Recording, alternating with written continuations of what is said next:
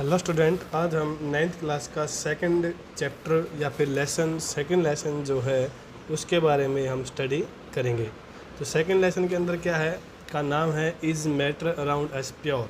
Is matter around us pure, हमारे आसपास का जो मैटर होता है वो प्योर किस प्रकार से होता है, किस प्रकार हम उसके बारे में स्टडी करते हैं इस लेसन के अंदर। तो सबसे पहले मैं इस लेसन को स्टार्ट करने से पहले कुछ एक डायग्राम आपको समझाता हूँ जो पिछले लेसन के अंदर हमने किया था। जैसे कि हमने मैटर के बारे में पिछले लेसन के अंदर जाना, उसको हमने दो फॉर्म में उसको डिवाइड किया। एक था हमारा प्योर सब्सटेंस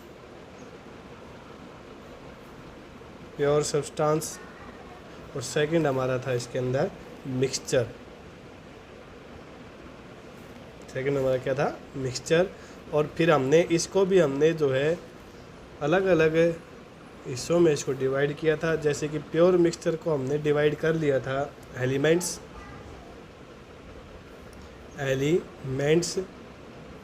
एंड इसको का सेकंड पार्ट था इसका कंपाउंड। और इसी प्रकार मिक्सचर जो हमने दो पॉइंटों में इसको डिवाइड कर दिया था। नंबर एक होमोजीनियस और सेकंड ऑफ था हमारे पास हेट्रोजीनियस।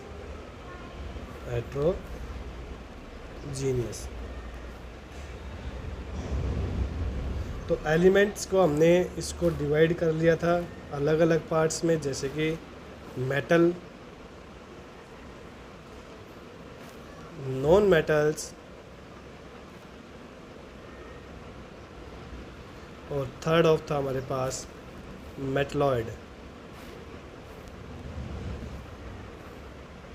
मेटलॉइड्स। इसी प्रकार कंपाउंड को हमने डिवाइड कर लिया था ऑर्गेनिक और सेकंड ऑफ हमारे पास था इनऑर्गेनिक। तो स्टार्टिंग हम इस लेसन की यहीं से स्टार्ट करेंगे। सबसे पहले हम एलिमेंट्स के बारे में स्टडी करेंगे, फिर कंपाउंड और फिर मिक्सचर। और मिक्सचर को ही हम इस लेसन के अंदर मैक्सिमम पार्ट्स को स्टडी करेंगे। तो इसी प्रकार हम सबसे पहले इसके अंदर यूज़ करते हैं कि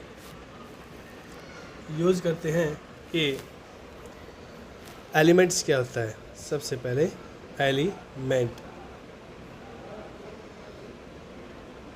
क्या होता है एलिमेंट्स के बारे में स्टडी करते हैं। तो सबसे पहले एलिमेंट्स को जो है Robert Boyle was the first scientist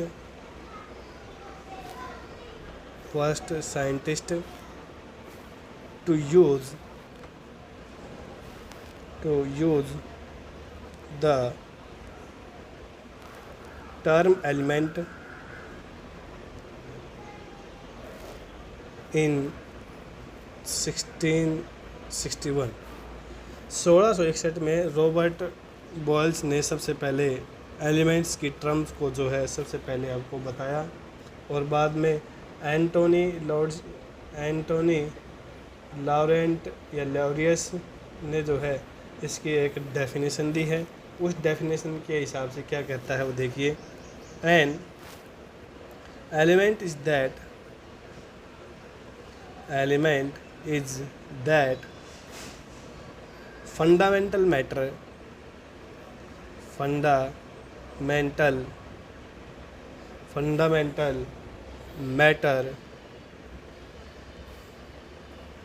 which is composed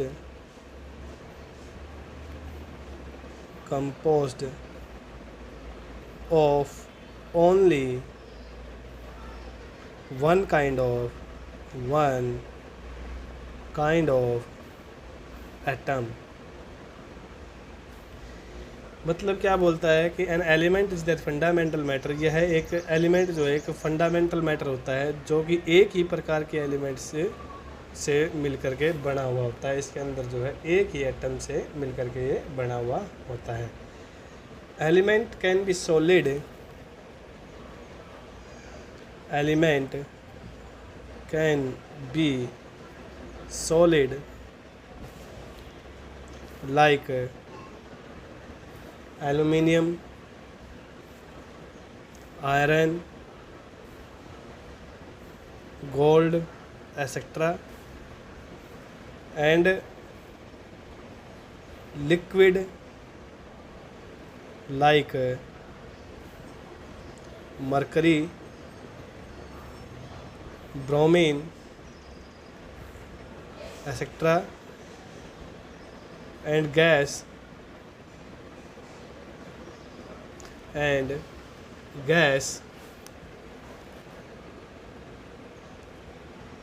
like argon, helium, oxygen etcetera. ये कुछ एलिमेंट्स के जो है हमने एग्जांपल्स लिखे हैं, जैसे कि सॉलिड में क्या है, लिक्विड में क्या, और गैसेस में कौन कौन से एलिमेंट आपके पाए जाते हैं। तो हमारे अभी तक कितने प्रकार के एलिमेंट हमने अभी तक प्रेजेंट किया है, यानी कि इसको हम लिख लेते हैं।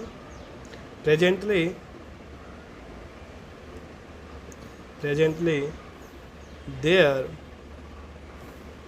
are 118 element, out of which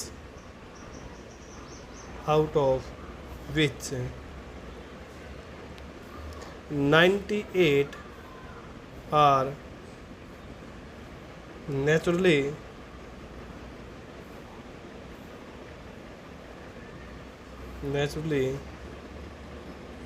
occurring and rest are artificially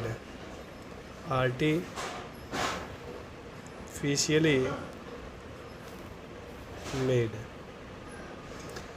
मतलब हमने अभी तक जो है 118 एलिमेंट जो है वो हमने खोजे हैं, जिनमें से 98 जो एलिमेंट हैं वे हमें नेचर से पाए जाते हैं, और जो बाकी 20 एलिमेंट जो हमारे बचते हैं वो एलिमेंट्स जो हैं हमारे आर्टिफिशियली, यानी कि हमने मेड किए हैं, एक से दूसरे की बैलेंसी के हिसाब से इनको मेड किया है। तो एलिमेंट्स के बारे में और स्टडी करते हैं हम। तो इसके अंदर क्या है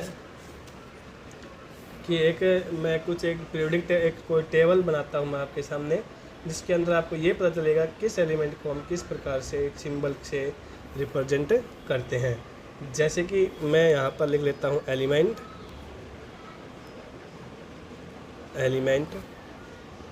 और यहाँ पर है उनके सिंबल, जैसे कि aluminium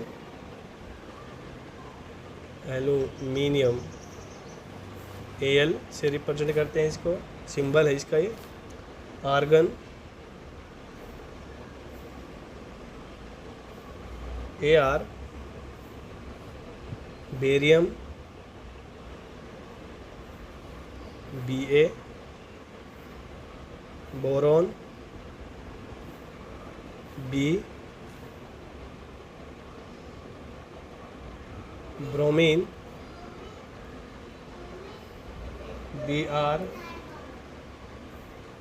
calcium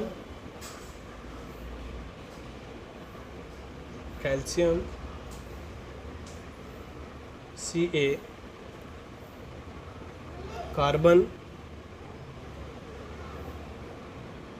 C, chlorine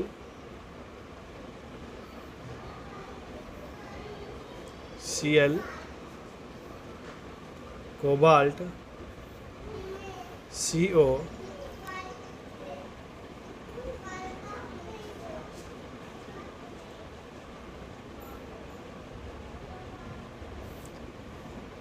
copper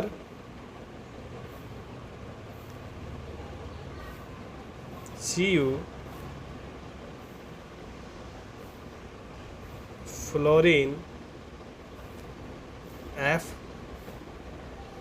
gold Au,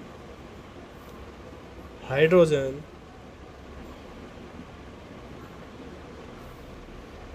H, iodine, I, iron, Fe, lead, Pb, magnesium,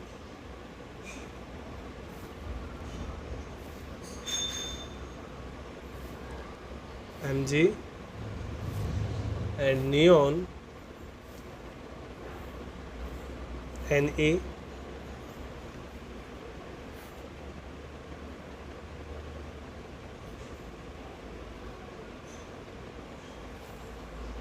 इसी प्रकार nitrogen, N, oxygen, O, potassium,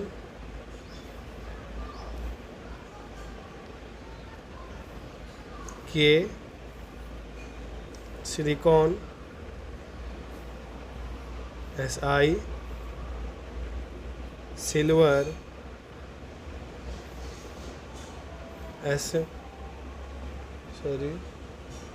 silver Ag,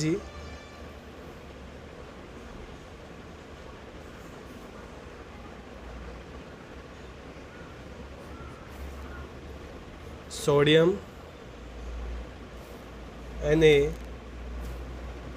sulphur,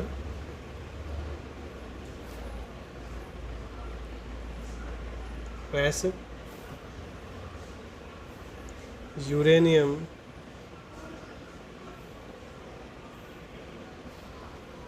U, zinc, Zn। हमने कुछ एक हम एलिमेंट्स के नेमिंग और उनके सिंबल्स के बारे में हमने अभी जाना है। तो हमने इन सिंबल्स को याद करना है, किस प्रकार से हमने इनको लिखा है, हर एक सिंबल्स के, इन्हीं की आधार के ऊपर आगे आने वाली क्लासेस के अंदर हम जो है रिएक्शंस वगैरह करते हैं। तो हमने इन सिंबल्स के नेमिंग और उनके कुछ एक इन एलिमेंट्स के नेमिंग और उनके सिंबल्स जो है हमने लिखे, तो हमने किस प्रकार से इन सिंबल्स को लिखा है उसके बारे में थोड़ा सा और हम स्टडी कर लेते हैं।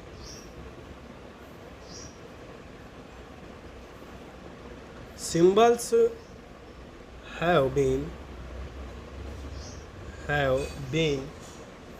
taken from the name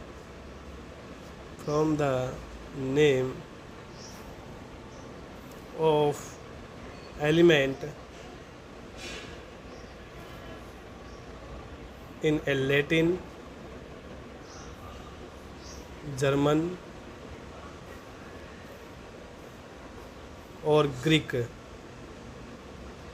भाषाओं से हमने जो इनको इनके नेमिंग को हमने लिया है। तो first letter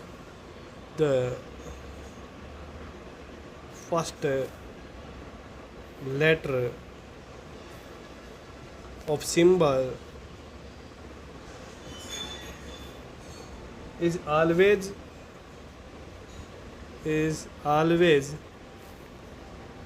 written as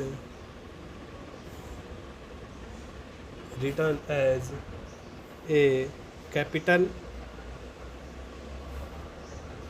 and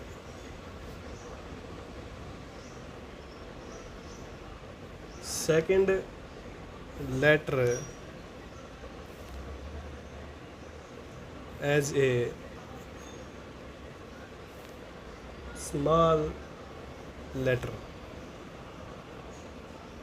यानी कि symbol have been taken from a name element in a letter Latin, German और ग्रीक। यानी कि हमने जितने भी नेमिंग और सिंबल जो लिए हैं, हमने वो लैटिन, जर्मन या ग्रीक भाषा में हमने इनका भाषाओं से इनको नाम लिया है।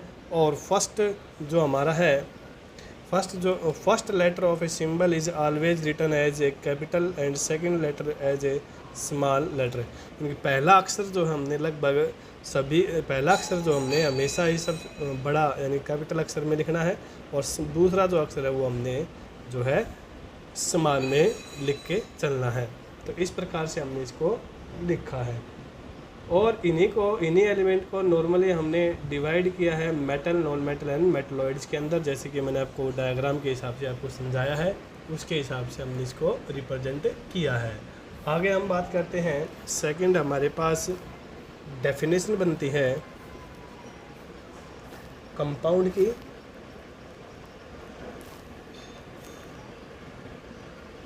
कंपाउंड क्या होता है, कंपाउंड, उसके बारे में स्टडी करते हैं एक बार। A compound is a pure substance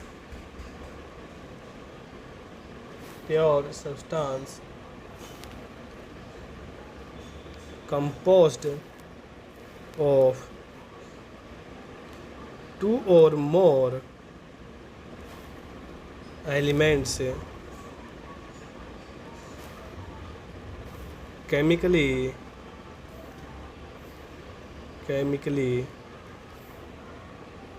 combined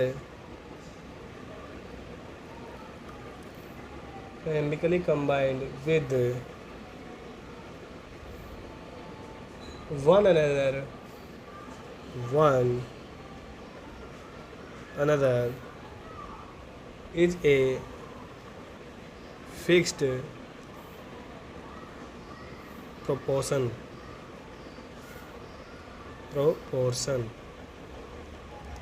मतलब क्या होता है, कंपाउंड क्या होता है? एक compound is a pure substance. Compound एक प्योर सब्सटेंस होता है जो कि दो या दो से अधिक एलिमेंटों की केमिकली कंबाइन करके एक फिक्स प्रोपोर्शन से दो या दो से अधिक एलिमेंटों को मिला करके एक कंपाउंड को तैयार किया जाता है, और यह एक प्योर सब्सटेंस होता है। और इसके अंदर और इसके बारे में स्टडी करते हैं, वो देखिए आप। The composition of compound, the composition of a compound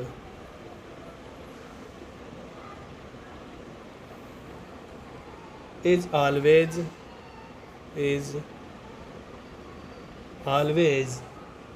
fixed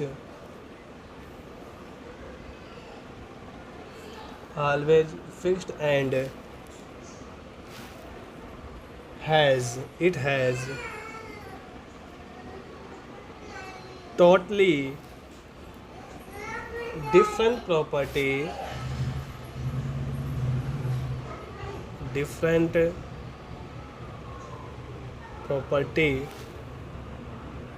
from its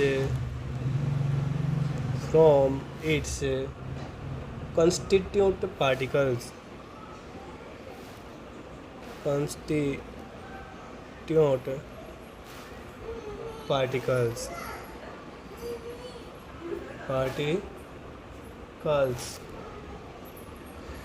मतलब क्या होता है, the composition of a compound is always fixed, यानी कभी भी हम किसी भी कंपाउंड को जब हम बनाते हैं तो वो एक फिक्स्ड प्रोपोर्शन के हिसाब से उसको कंपोज किया जाता है। It is totally different property from A constitute particle, यानी कि जो हमने पार्टिकल्स लिए हैं उनकी जो भी प्रॉपर्टी होती है उनसे डिफरेंट प्रॉपर्टी बन जाती है जब ये इसको किसी भी हमें कंपाउंड को तैयार करते हैं। जैसे कि फॉर एग्जांपल के तौर पे हम यूज़ करते हैं जैसे कि H2O यानी कि वाटर, जैसे कि साल्ट का मतलब NaCl, यहाँ पर हम इसका इस्तेमाल ले सकते हैं। मतलब देखिए हाइड्रोजन और ऑक्सीजन हाइड्रोजन एक ऐसा एलिमेंट है जो कि ज्वलनशील है, बहुत ज़्यादा ज्वलनशील होता है, यानी कि थोड़ी सी भी अगर हम हीट दे दें तो ये जो है क्या होगा, एकदम से पॉप की आवाज़ करता हुआ ये एकदम से फट जाता है। और ऑक्सीजन आग लगने के लिए महत्वपूर्ण होती है, लेकिन जैसे ही हमने जैसे ही हमने हाइड्रोजन और ऑक्सीजन को कंबाइन किया एक फिक्स प्रोपोर्शन के हिसाब से, तो वो वाटर बनाता है। और वाटर के अंदर क्या होता है, वाटर के अंदर कभी आग लगती नहीं है। तो मतलब इस हिसाब से क्या हुआ कि हाइड्रोजन की प्रॉपर्टी कुछ अलग थी, ऑक्सीजन की प्रॉपर्टी कुछ अलग है, लेकिन इनको फिक्स प्रोपोर्शन में अगर जोड़ देते हैं तो वो वाटर का निर्माण करता है। और वाटर जैसे ही बनता है तो इसका मतलब उसकी प्रॉपर्टियाँ भी जो उसकी चेंज हो जाती हैं। तो इसी प्रकार हम कंपाउंड के बारे में कुछ और दो या थोड़ा और स्टडी कर लेते हैं। ए compound can be A compound can be broken down into its element by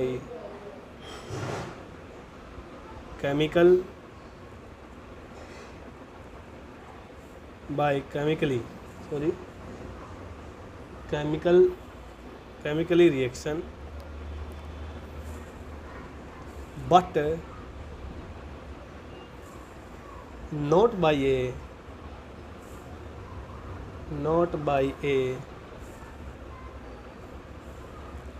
any physically process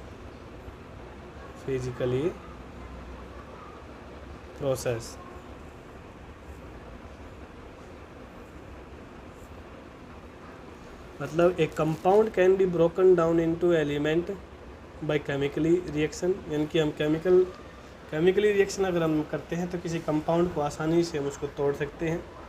लेकिन बाय फिजिकली प्रोसेस, यानी कि बाय फिजिकली प्रोसेस के द्वारा हम इस किसी भी कंपाउंड को तोड़ नहीं सकते हैं। It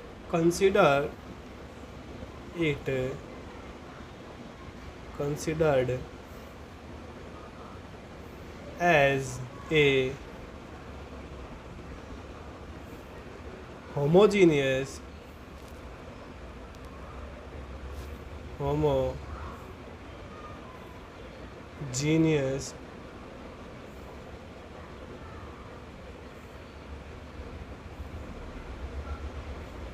mixture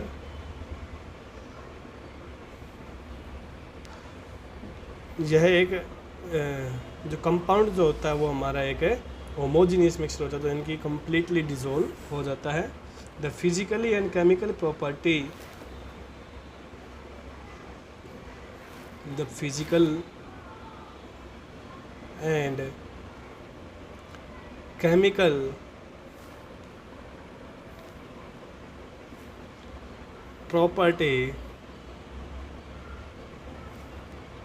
of a compound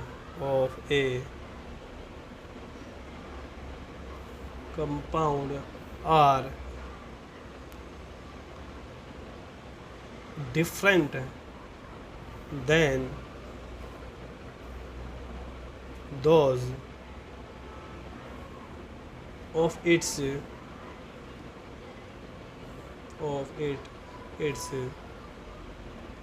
constituent elements.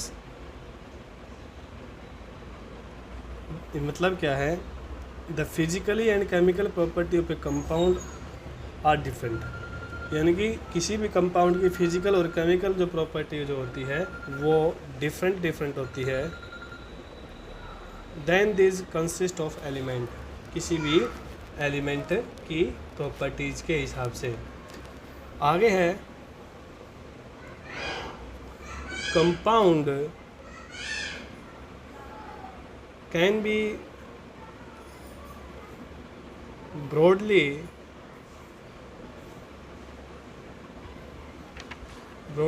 categorized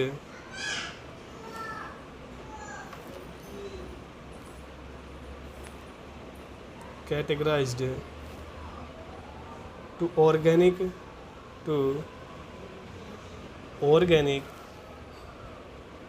and inorganic